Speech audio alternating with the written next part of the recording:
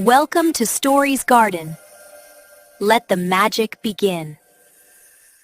बनारस, जहां की हर गली खुद में एक तारीख छुपाए हुए है। उन्हीं गंगा के घाटों से जरा दूर, तंग और बल खाती गलियों के बीच एक ऐसी हवेली खड़ी थी जिसे वक्त ने भुला दिया था। इसकी दीवारों का प्लास्टर झड़ चुका था और जगह जगह उगने वाली काई ने इसे एक हैबतनाक रंग दे दिया था। मकामी लोग इसे राजमहल हवेली कहते थे।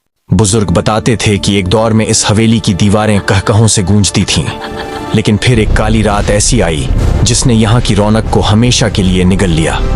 अब वहां सिर्फ सन्नाटा था, एक ऐसा सन्नाटा जो बोलता था। हवेली के केंद्रीय हिस्से में एक लकड़ी का कदीम नीला दरवाजा था, जिस पर कई बरसों से एक झंग आलूदा ताला और उसके ऊपर एक पुरस्सरार लाल धागा बंधा हुआ था। लोग कहते थे कि यह धागा कोई आम धागा नहीं, बल्कि एक जंजीर है जिसने किसी ऐसी चीज को रोक रखा है जो बाहर निकली तो तबाही मचा देगी।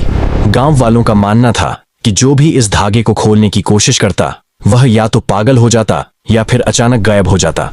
किसी ने कहा था कि उसने चीखें सुनी थीं, किसी ने कहा कि उसने परछाइयां देखी थीं।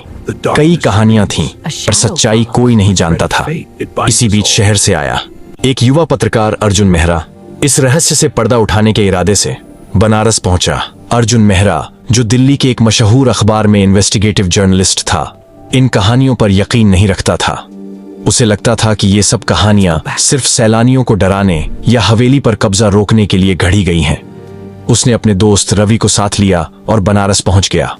देखो अर्जुन, बनारस की हवाओं में कुछ अलग ही असर है, रवि ने हवेली के बाहर खड़े होकर सहमे हुए लहजे में कहा। यहां की खामोशी आम नहीं है, अर्जुन ने कैमरा सेट करते हुए एक मगरूराना मुस्कुराहट के साथ जवाब दिया। खौफ सिर्फ दिमाग की एक हालत है रवि। लोग इसलिए डरते हैं क्योंकि वे सच्चाई तलाश करने की हिम्मत नहीं रखते। मैं आज रात साबित कर दूंगा कि वह लाल धागा सिर्फ एक पुराना सूत का टुकड़ा है और कुछ नहीं। पूर्णिमा, पूनम की रात थी। चांद अपनी पूरी आबोताब के साथ चमक रहा था, लेकिन उस हवेली के साए इतने गहरे थे कि चांदनी भी वहां कदम रखते हुए डर रही थी। जैसे ही अर्जुन और रवि ने हवेली की दहलीज पार की, एक सर्द हवा का झोंका उनसे टकराया, जैसे किसी ने उन्हें रोकने की कोशिश की हो। नीले दरवाजे के पास पहुंचकर अर्जुन रुक गया। वह लाल धागा चांद की रोशनी में खून की तरह चमक रहा था। रवि का दिल जोर जोर से धड़क रहा था। अर्जुन, अभी भी वक्त है, वापस चलते हैं। देखो, परिंदों ने भी चहचहाना बंद कर दिया है। अर्जुन ने एक गहरी सांस ली और अपना हाथ उस धागे की तरफ बढ़ाया। जैसे ही उसकी उंगलियां धागे से छुईं, उसे ऐसा लगा जैसे उसे बिजली का एक हल्का सा झटका लगा हो, लेकिन वह पीछे नहीं हटा। उसने एक ही झटके में वह धागा तोड़ दिया। धागे के टूटते ही एक ऐसी चीख सुनाई दी जो इंसानी नहीं लगती थी। वह हवा के साई साई में घुल गई थी। नीला दरवाजा, जो सालों से बंद था, बिना किसी शोर के आहिस्ता से खुल गया। अंदर का मंजर किसी डरावने ख्वाब जैसा था। अर्जुन की टॉर्च की रोशनी जहां जहां पड़ रही थी, वहां माजी के खंडहर नजर आ रहे थे। बड़े बड़े फानूस गर्दो गुबार में अटे हुए थे और जमीन पर पड़ी कालीनें सड़ चुकी थीं। वे दोनों हवेली के बड़े हॉल में पहुंचे, जहां दीवारों पर बड़ी बड़ी तस्वीरें लगी थीं। उनमें से एक तस्वीर ने अर्जुन की तवज्जो खींच ली। वह एक बेहद खूबसूरत लड़की की तस्वीर थी, जिसके माथे पर एक बड़ी बिंदिया और आंखों में गहरा काजल था। लेकिन ज्यों-ज्यों अर्जुन उस तस्वीर को देखता, उसे महसूस होता कि लड़की की आंखें उसे फॉलो कर रही हैं। अर्जुन, यहां देखो, रवि चिल्लाया। एक कोने में शादी का जोड़ा रखा था, जो अब बोसीदा हो चुका था, लेकिन उसका रंग अभी भी वैसा ही सुर्ख था जैसा वह लाल धागा। अचानक हॉल के तमाम दरवाजे जोर से बंद हो गए। टॉर्च की रोशनी मद्धम पड़ने लगी। फिजा में चंपेली के फूलों की तेज खुशबू फैल गई, जो मुर्दा बू में तब्दील होती जा रही थी। सामने से एक साया नमूदार हुआ। अर्जुन और रवि साकित खड़े रह गए। वह वही लड़की थी जो तस्वीर में थी। उसका चेहरा जर्द था और उसकी आंखें आंसुओं से नम थीं। तुमने मुझे आजाद कर दिया, उसकी आवाज हॉल की दीवारों से टकराकर गूंज रही थी। अर्जुन की जबान जैसे तालू से चिपक गई थी। कौन हो तुम? उसने बमुश्किल पूछा। मेरा नाम रागिनी है, उसने दुख भरी आवाज में कहा। मैं इस हवेली के राजा की इकलौती बेटी थी। मैंने किसी से मोहब्बत की थी, लेकिन मेरे वालिद ने मेरी मर्जी के खिलाफ मेरा सौदा एक जालिम और बूढ़े जमींदार से कर दिया।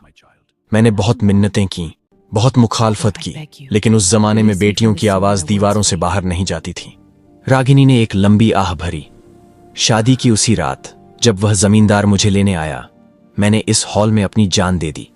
मेरी माँ, जो मुझे खोने का गम बर्दाश्त न कर सकी, वह जानती थी कि मेरी रूह तड़पती रहेगी। उसने एक तांत्रिक की मदद से मेरी रूह को इस लाल धागे में कैद कर दिया ताकि मैं भटकती न रहूं और किसी को नुकसान न पहुंचाऊं। रागिनी अर्जुन के करीब आई। उसके कदम जमीन को नहीं छू रहे थे। बरसों से मैं इस धागे के टूटने का इंतजार कर रही थी।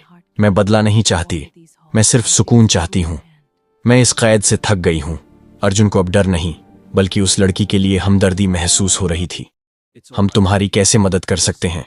उसने पूछा। रागिनी मुस्कुराई, एक ऐसी मुस्कुराहट जिसमें सुकून था। तुमने धागा तोड़कर अपना काम कर दिया। अब मैं आजाद हूं। बस दुनिया को बताना कि रागिनी कोई चुड़ैल नहीं थी। वह सिर्फ एक दुखी बेटी थी जिसे अपनी मर्जी से जीने का हक नहीं मिला। देखते ही देखते रागिनी का वजूद धुएं की तरह फिजा में बिखरने लगा। हवेली की वह भारी हवा अचानक हल्की हो गई। वह सर्दी खत्म हो गई और बाहर से परिंदों की आवाजें फिर से सुनाई देने लगीं। एक नया सवेरा। जब अर्जुन और रवि हवेली से बाहर निकले तो सूरज की पहली किरण आसमान पर नमूदार हो रही थी। वह नीला दरवाजा अब भी खुला था, लेकिन अब वहां कोई खौफ नहीं था। वह लाल धागा जमीन पर एक बेजान सूती टुकड़े की तरह पड़ा था। अर्जुन ने अपना कैमरा उठाया।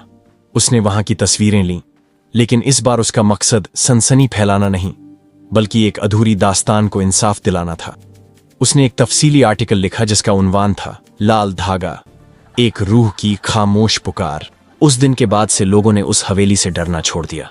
बनारस की उन गलियों में अब रागिनी की कहानी खौफ की नहीं, बल्कि हमदर्दी की अलामत बन गई थी। वह अनदेखा धागा जो सदियों से एक रूह को जकड़े हुए था, हमेशा के लिए टूट चुका था और राजमहल हवेली अब सिर्फ एक पुरानी इमारत थी, कोई जिंदान नहीं। ऐसी ही स्टोरीज के लिए हमारे चैनल को सब्सक्राइब करें।